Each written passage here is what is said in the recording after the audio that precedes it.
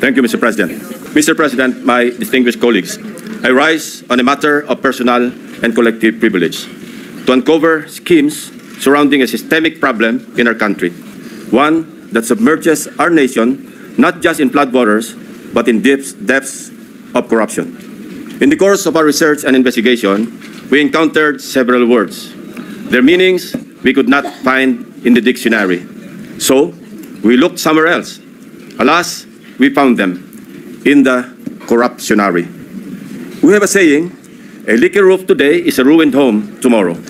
Thankfully, President Bongbong Marcos himself has taken decisive steps to plug the leaky roof as a determined follow-through on his striking rebuke and appeal to conscience with his resounding admonition, mahiya naman kayo.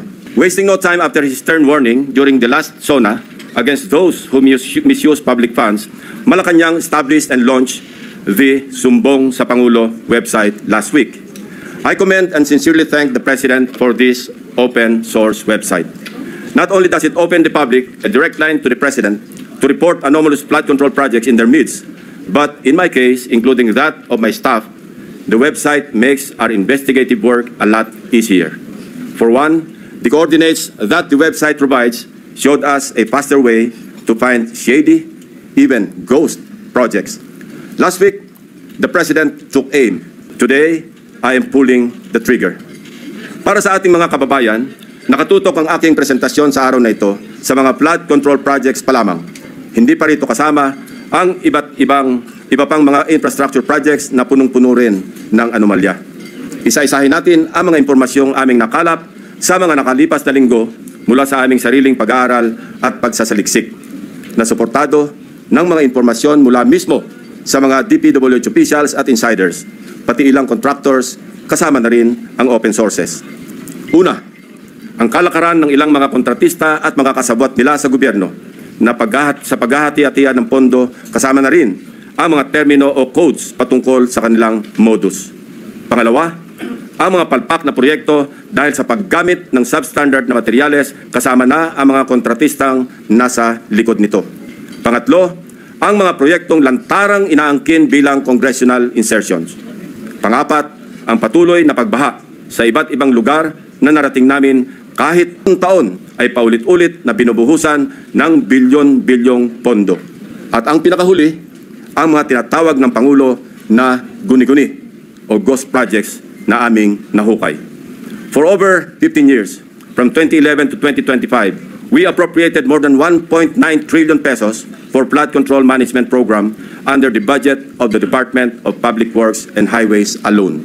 Sa loob lamang ng 3 taon, mula 2023 hanggang 2025, higit 1 trillion pesos ang ating inilaan sa ilalim ng 3 naipasang budget measures para sa flood control. Halos 53% ng kabuuang pondo sa loob ng 15 taon. When we are speaking in trillions of pesos, we should expect our streets and low-lying communities to be flood-free when the rains pour.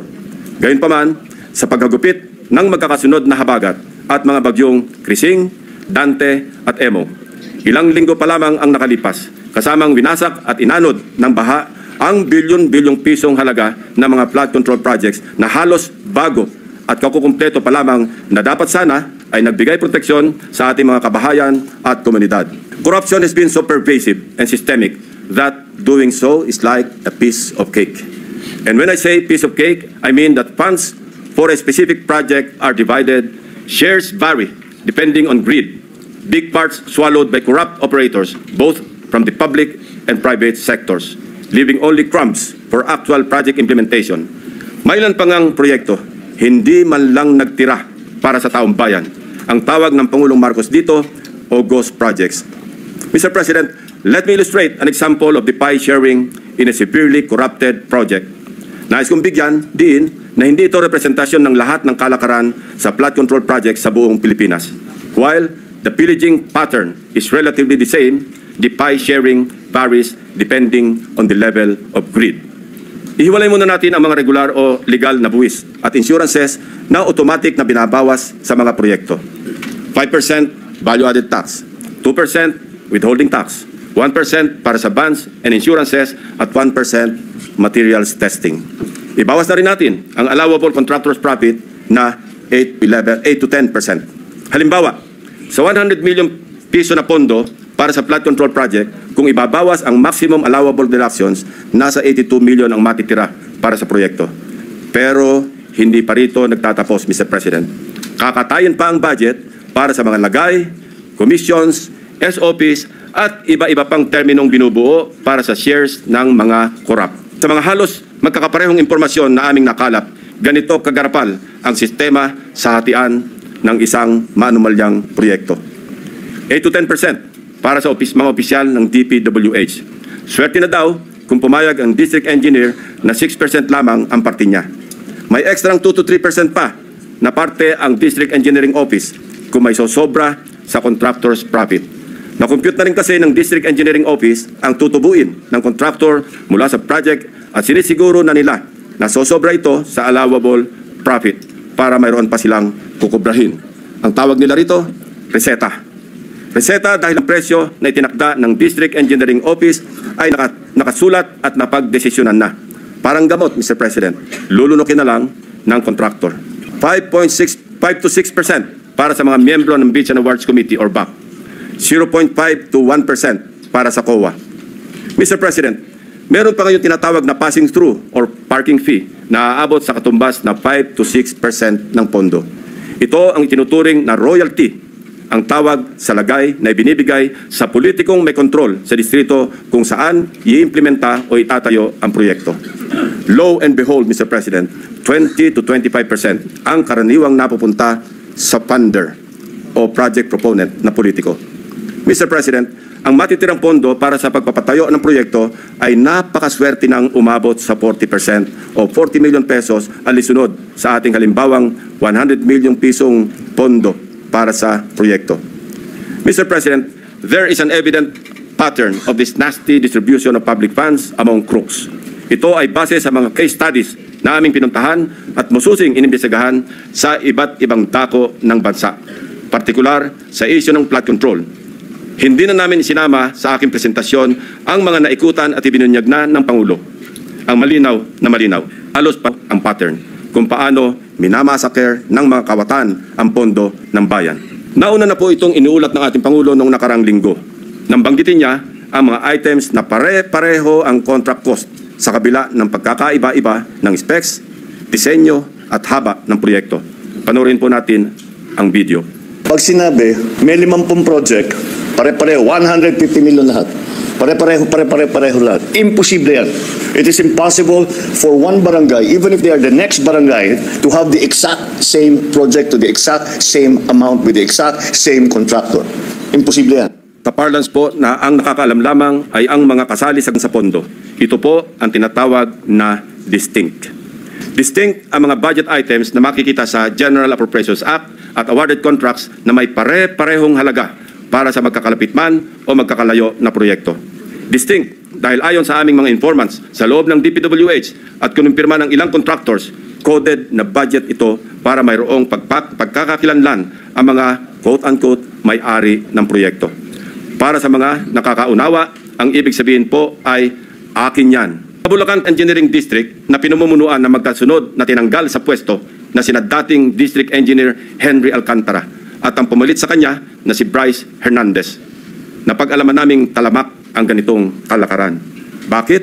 Sapagkat ayon sa mga contractors at DPWH officials na nakipag-usap sa akin at aking staff, ang dalawang ito ay halos pareho lang ang pagmamahal sa pera.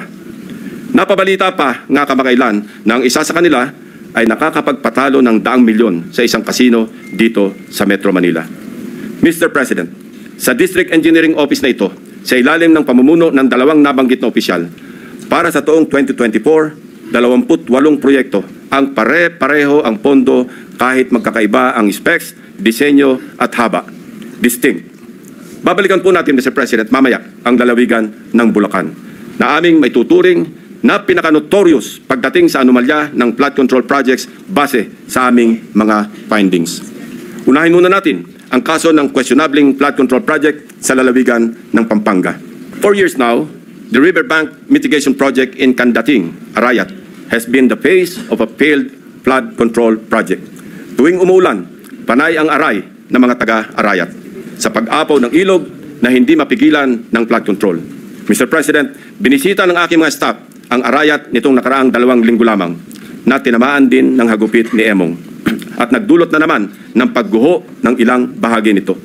Take note, Mr. President, katatapos lang ng panibagong repair nito noong lang Hunyo ng kasalukuyang taon, 2025. Sa itsura ng structure, tila baga hindi binibigyan pansin ng gobyerno ang kandating.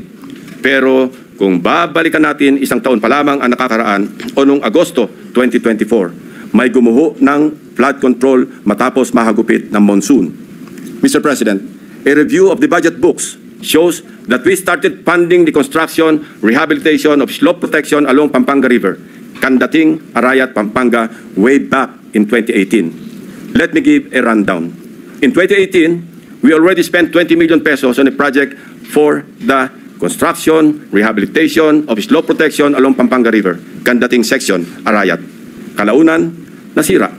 Since then, it has become a cycle. Mr. President, we used the people's tax money to repair it in 2023 for a contract price of 91.6 million pesos. It was repaired again by another year's tax money in 2024. This time, not once, but twice. 91.8 million for phase 1 and 91.4 million for phase 2. Take note, 20 million pesos lang ito sa una at original construction.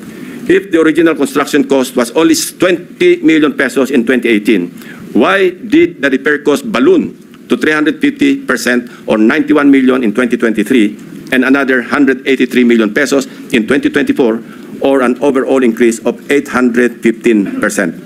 Aba, at nawili na ang funder ng Edmarie Construction na siyang palaging nananalong kontraktor sa Kandating, Arayat, Pampanga noong 2023 at 2024. Naglagay pa ulit ng 100 million pesos ngayong taon.